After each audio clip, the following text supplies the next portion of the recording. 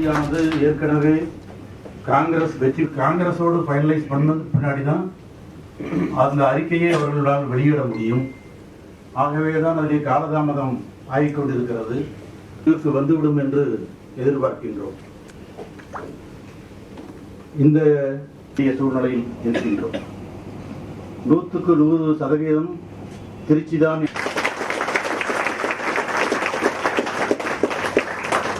மறுமலர்ச்சி திராவிட முன்னேற்ற கழகத்தின் சின்னத்தில் தான் நாம் போட்டியிடுவோம்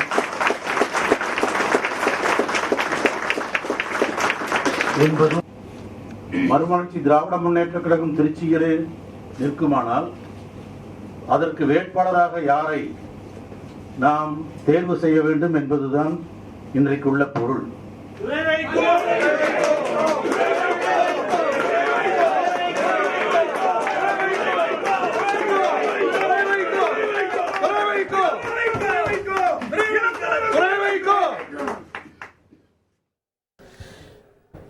It's self-explaining.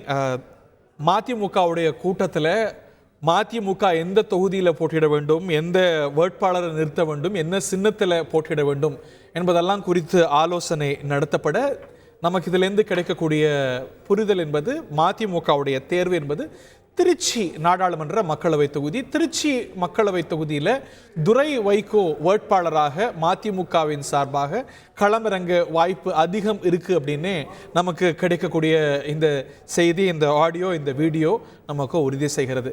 2 முக்கிய செய்திகள் அடுத்தடுத்து பார்த்துருக்கோம். தேமுதிக அதிமுக இடையே நாளை மறுநாள் ஒப்பந்தம் கையெழுத்தாகிறது அப்படிங்கிற தகவல். அதே போல மதிமுக திருச்சியை தேர்வு செய்ய வாய்ப்பு இருக்கிறது, திருச்சியில் களமிறங்க வாய்ப்பு இருக்கிறது, துரை வைகோ வேட்பாளராக களமிறங்க வாய்ப்பு அப்படின்னு தற்போதைய முக்கிய செய்தியும் பார்க்கிறோம்.